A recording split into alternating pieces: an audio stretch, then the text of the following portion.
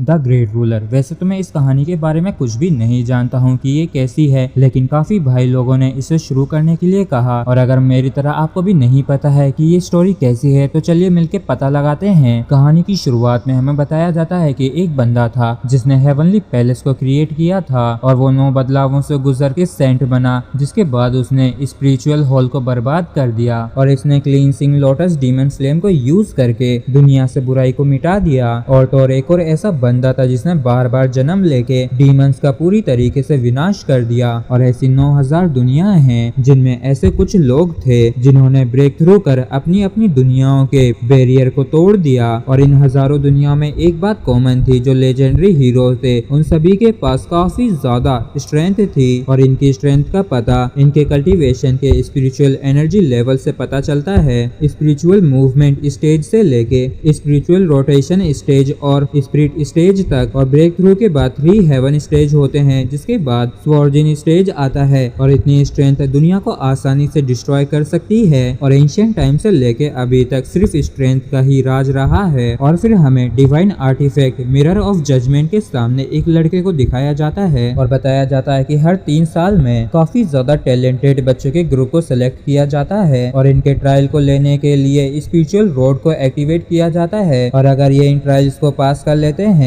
तो इन्हें directly 5 great academies के अंदर एक्सेप्ट कर लिया जाता है, जिनमें से कई लोग काफी ज्यादा पावरफुल बन के निकलते हैं। और सभी का सपना सबसे ज्यादा स्ट्रॉन्ग बनने का होता है। हालांकि किसी को भी नहीं पता है कि इस स्पिरिचुअल रोड पे इनके साथ क्या होगा। और फिर हम एक बंदे को देखते हैं जो कि कह रहा होता है कि अगर मैं इससे होकर बाहर चला जाता हूँ तो मैं जी सकता हूँ। और तभी यहाँ पे एक व्हाइट हेयर गर्ल आ जाती है जो कहती है कि मुशेन, मैं तुम्हारा इंतजार 5 ग्रेट एकेडमीज में करूंगी और अगर तुम लौट के नहीं आते हो तो मैं उसे तुम्हारे लिए मार दूंगी। और मुझे उन लोगों से काफी ज्यादा नफरत है जो कि आसानी से सरेंडर कर देते हैं, तो तुम्हें हर हालत में लौट के आना ही होगा। जिस पर मुशेन कहता है कि लुओ ली, मैं तुम्हें ज्यादा इंतजार नहीं करवाऊंगा, और रही बात उसकी तो मैं उसे कभी माफ नहीं करूंगा। जिसके बाद हमें 1.5 साल बाद 100 स्पिरिट कॉन्टिनेंट 100 स्पिरिट हेवन का सीन दिखाया जाता है, जो कि नॉर्थन स्पिरिचुअल रियलम में है, जहाँ पे हम देखते हैं कि 2 बंदों को कोई पीट रहा होता है और इनमें से एक जख्मी बंदा कहता है कि वेस्ट ब्रांच तुम्हारा क्या करने का प्लान है। जिसके बाद हमें northern spiritual academy west branch earth class Mu Yan को दिखाते हैं और ये इस बंदे को जवाब देते हुए कहता है कि तुम लोगों ने मुझे झुक के सलामी नहीं दी, इस वजह से तुम्हें सजा दे रहा हूँ। और फिर हमें northern spiritual academy east branch earth class Su Ling को दिखाते हैं और ये कहता है कि मू यान, तुम ये मत सोचना कि तुम काफी अमेजिंग हो बस इसलिए क्योंकि तुम 2nd रैंक पे हो अर्थ क्लास में, और हमारा ईस्ट ब्रांच इतनी आसानी से दबेगा नहीं और तुम पक्का इसके लिए पछताओगे। और फिर मू यान कहता है कि मैं तो डर गया और मैं भी देखता हूँ कि तुम्हारे ईस्ट ब्रांच अर्थ क्लास में ऐसा कौन है जो मुझे पछताने के लिए मजबूर कर सकता है। और फिर एक बंदा हंसते हुए कहता है कि नॉर्थन स्पिरिचुअल एकेडमी अर्थ क्लास में जो टॉप 10 के अंदर रैंक करते हैं वो सभी वेस्ट ब्रांच से हैं। और फिर मू यान सू लिंग के सिर को पैर से कुचलते हुए कहता है कि ईस्ट ब्रांच से होते हुए भी तुम्हारी हिम्मत कैसी हुई ऐसी चीज कहने की। और फिर ये काफी खुश होते हुए हंसते हुए कहता है कि फेलियर को हमेशा साइड में फेंक दिया जाता है जिससे कि ताकतवर लोग उसे कुचल के आगे बढ़ सके। लेकिन तभी अचानक से कोई खतरनाक अटैक इसके मुंह पे जाके लगता है और इसे एक ही अटैक में उड़ा देता है। और इस चीज को देख के सभी लोग काफी हैरान होते हैं और ये बंदा काफी दूर एक पेड़ में जा भिड़ता है। और एक बंदा इसे संभालते हुए घबराते हुए कहता है इसकी आंखें पूरी तरीके से घूम रही है और इसके मुंह से भी व्हाइट झाग निकल रहा है। और फिर दूसरा बंदा चिल्लाते हुए कहता है कि तुम्हारी हिम्मत कैसे हुई फाइट बैक करने की, और ऐसा दिखता है कि तुम लोगों को अपनी जिंदगी से मोहब्बत नहीं है। और ईस्ट ब्रांच के बंदे कहते हैं कि ये अटैक हमने नहीं किया। और तभी हम एक पर्सन को पेड़ के ऊपर बैठा हुआ देखते हैं जो कि कहता है कि तुम लोग कितना ज्यादा शोर शराबा करते हो जिस वजह से मेरी दोपहर की नींद खराब हो गई है। और जब मैं आधी नींद में था तब मैंने सुना कि कोई कह रहा था कि वो किसी चीज के ऊपर कदम रखने वाला है, तो इसलिए मैंने अपने जूते को वहाँ भेज दिया और इसका स्वाद कैसा लगा। और इस तरफ हम देखते हैं कि मू यान के तो एक जूते से ही काफी ज्यादा हालत खराब हो रखी होती है। और फिर मू यान कहता है कि मैं सोच ही रहा था कि ये कौन हो सकता है, लेकिन ये तो जीनियस मुशेन है जो कि इतिहास का पहला ऐसा बंदा है जिसे स्पिरिचुअल रोड से बाहर कर दिया गया हो। और फिर एक बंदा कहता है कि अगर तुम सच में एक जीनियस होते तो तुम इतने ज्यादा गिरे हुए पैतरे को इस्तेमाल नहीं करते और शायद शुरुआत में ही गलत पर्सन को सिलेक्ट कर लिया गया हो। और फिर मू यान कहता है कि तुमने असल में नॉर्थन स्पिरिचुअल एकेडमी के अंदर अपनी शक्ल दिखाने की हिम्मत की है और ईस्ट ब्रांच जैसा डस्टबिन ही तुम जैसे कचड़े को एक्सेप्ट कर सकता है। और क्या तुम अन्याय के खिलाफ लड़के हीरो बनना चाहते हो, तो फिर क्यों ना तुम पहले अपनी तरफ देखो। और इस तरफ हम मूशेन को देखते हैं जिसे इनकी बातों से घंटा ही फर्क नहीं पड़ रहा होता है। और तभी सूलिंग चिल्लाते हुए सबसे चुप होने के लिए कहता है और ये मूशेन से कहता है कि आखिर तुम इनका सामना क्यों नहीं कर रहे हो और क्या तुम्हारा खुद का कोई प्राइड नहीं है और तुम जैसे निकम्मे से बचाया जाना मुझे काफी ज्यादा बुरा लग रहा है। और फिर ये रोते हुए चिल्लाते हुए यहाँ से भागते हुए कहता है कि ईस्ट ब्रांच कोई डस्टबिन नहीं है और इस वजह से मुयान हंसते हुए कहता है कि यहाँ तक कि ईस्ट ब्रांच के कचड़े ने भी तुम्हें धिक्कारा है और एक निकम्मे को दूसरे निकम्मे से घिन आ रही है और जैसा कि एक्सपेक्ट किया जा सकता है एक क्रेजी जीनियस से। और इस तरफ मूशन अब भी दोपहर की नींद के बारे में ही सोच रहा होता है और फिर मुयान कहता है कि चलो चल के उसको बताते हैं कि हमारा वेस्ट ब्रांच कितना ज्यादा अमेजिंग है। जिसके बाद इसके दोनों चमचे मूशन के ऊपर अटैक कर देते हैं, लेकिन जैसे ही उसके पास पहुंचते हैं तो वहाँ पे काफी रोशनी होती है और काफी सारी पत्तियां इनके ऊपर आने लगती हैं और इस चीज से भी मुयान भी हैरान होता है। और इस तरफ मूशन देखते हैं कि इससे कहीं दूर आ चुका होता है और मूशन कहता है कि अगर तुम मुझे सबक सिखाना चाहते हो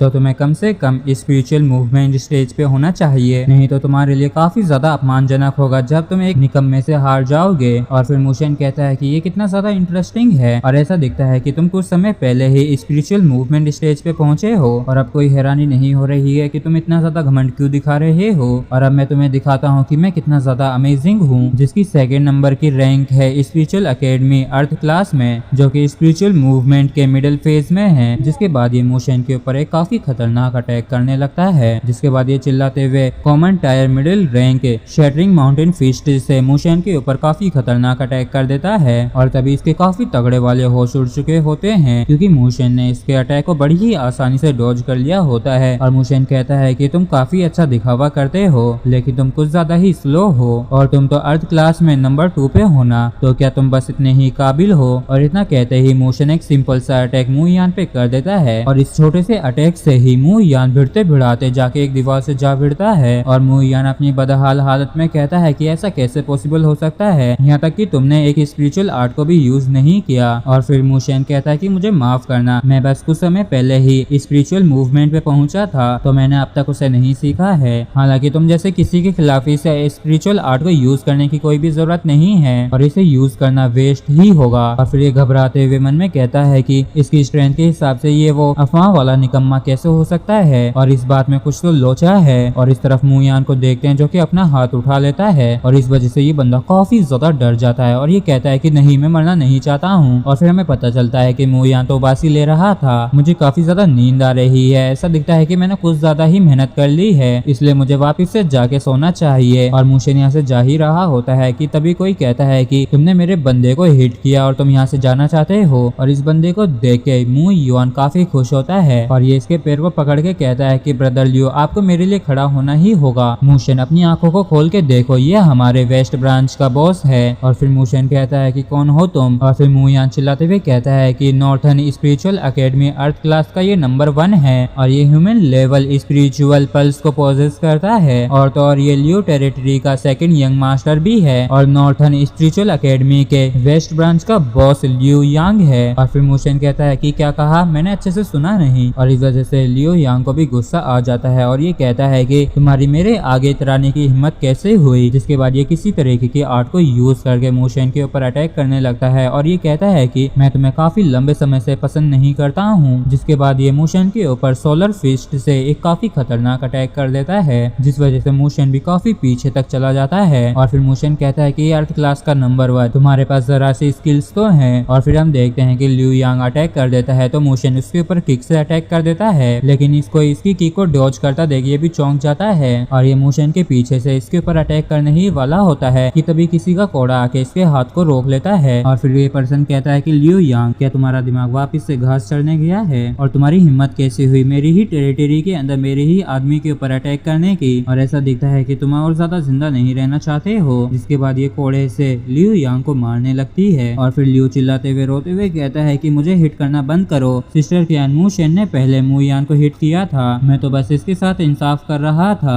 और फिर ये लड़की इसे अपने पैरों की तरह कुचलने लगती है और कुचलते हुए कहती है कि यहाँ तक कि अगर तुम एक कुत्ते को भी हिट करते हो तो तुम्हें उसके ऑनर को भी देखना होगा। और ये वापस से इसकी बात को रिपीट करते हुए कहता है कि प्लीज मत मारो। और फिर ये लड़की कहती है कि अगर मैं तुम्हें हिट करती हूँ तो मुझे भी तब भी तुम्हारे फादर और तुम्हारे भाई का सामना करना पड़ेगा। और फिर ये इसे किक मारते हुए कहती है कि जल्दी से अपने वेस्ट ब्रांच में लौट जाओ और अगर मैंने दोबारा तुम्हें ईस्ट ब्रांच के अंदर दोस्त जमाते हुए हुए देखा तो तब मुझे बिल्कुल भी दोष मत देना, थोड़ा सा भी मान ना रखने के लिए। और फिर मू यान इसके पास आते हुए कहता है कि ब्रदर लियो क्या आप ठीक हैं? और फिर लियो यांग भी इसके चिपकाते हुए कहता है कि निकम्मे भाड़ में जा। और फिर ये मूशेन से कहता है कि लड़के अपने आप को लकी समझो जो मैं तुम्हें आज जाने दे रहा हूँ, और अगर तुम में हिम्मत है तो 10 दिन बाद होने वाले ईस्ट वेस्ट ब्रांच कंपटीशन में तो मुझसे 1-on-1 की फाइट करना, और तब मैं सबको दिखाऊंगा कि तुम जैसा निकम्मा मुझसे कैसे हारता है। जिसके बाद लियो यांग और मू युआन ये दोनों ही यहाँ से भाग जाते हैं और मूशेन भी यहाँ से चुपके से निकलने लगता है। लेकिन तभी इस लड़की का कोड़ा इसे रोक लेता है और ये कहती है कि लड़के आखिर तुम कहाँ जा रहे हो? क्या तुम बेवकूफ हो? तुमने तो यहाँ तक ही एक स्पिरिचुअल आर्ट को भी नहीं सीखा है और तब भी तुमने लू यांग से भिड़ने की हिम्मत की। और क्या तुम अर्थ क्लास के नंबर 1 लू यांग को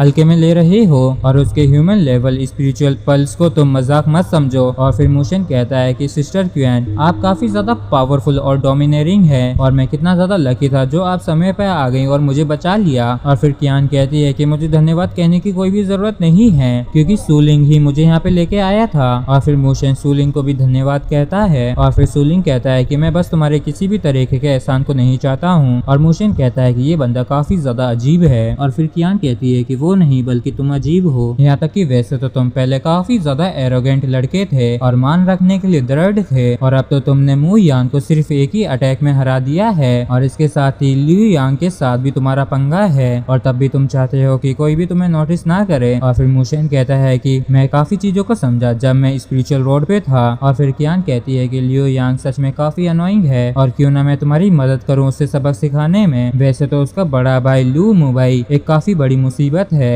और फिर मूशेन कहता है कि सिस्टर क्यान एक हेवन क्लास स्टूडेंट को सजा मिलेगी अगर वो अर्थ क्लास स्टूडेंट को बुली करता है तो, और प्लीज आप इस बारे में भी तो सोचिए ना। और फिर बच्चों की तरह रोते हुए मूशेन से कहती है कि लियो यांग को हराना काफी ज्यादा मुश्किल है जो कि एक ह्यूमन लेवल स्पिरिचुअल पल्स को पोजेस करता है, और यहाँ तक कि तुमने तो अब तक किसी भी स्पिरिचुअल आर्ट को नहीं सीखा है और मैंने तुम्हें छोटे से ग्रो होते हुए देखा है, और अगर तुम्हें कुछ होता है। और तभी मूशेन कहता है कि इससे कोई फर्क नहीं पड़ता है और 10 दिनों बाद मैं उसकी हालत खराब करने वाला हूँ, और ये बस स्पिरिचुअल आर्ट की तो बात है ना, और ऐसा नहीं है कि मेरी मू टेरिटरी के पास एक भी नहीं है। और फिर क्यान कहती है कि मैंने सुना है कि पहले ही स्पिरिचुअल रोड खत्म हो चुका है। और फिर मूशेन कहता है कि तो क्या, और फिर ये काफी ज्यादा खुश होते हुए कहती है कि, और फिर क्यान काफी ज्यादा खुश होते हुए कहती है कि ऐसा कहा जाता है कि इस बारी के स्पिरिचुअल रोड के दौरान काफी एक्सीलेंट बंदे अपीयर हुए थे और यहाँ तक कि उनमें से एक के पास हेवन लेवल स्पिरिचुअल पल्स है जो कि 10,000 सालों में मुश्किल से ही देखा गया है। और इस हेवन लेवल स्पिरिचुअल पल्स वाले को अपनी तरफ करने के लिए ये 5 ग्रेट अकेडमीज अपनी पूरा जोर लगा देंगी। और तुमने भी तो स्पिरिचुअल रोड पे पार्टिसिपेट किया था ना,